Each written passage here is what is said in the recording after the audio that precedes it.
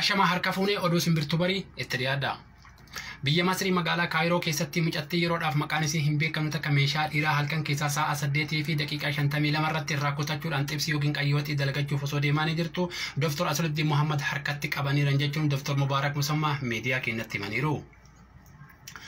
Doftorri beekamaan Doftorri Jaalalaa hoggaa 27 biyya Chaayinaatitti baratanii afaan Amaaraa yookaan Ingiliffa wallaaluuf kasaaranii galan akka jedhanti meeshaan namticha kana deebi'ee hojiirra oolamoo hin oolu wanti hamma ammaatitti ifanaa ta'e hin jiru qoradhee ummataaf ifa godha jechuu Dr. Asluddin Muhammad gabaasaniiru.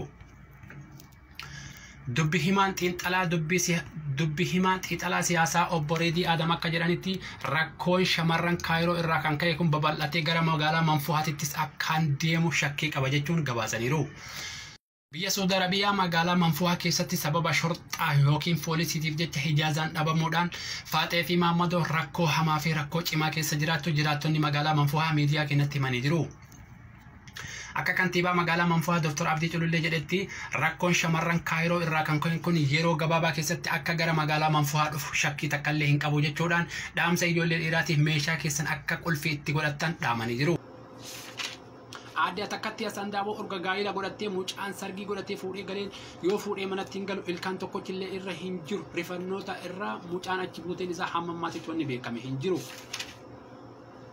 Biyya Ameerikaa keessatti obbo Naziir haadha Nuuraa saree faranjii dhiquudhaan tokkoffaa baay'ira jechuun aadde Fatiyaa miidiyaa tokkitti himteerti.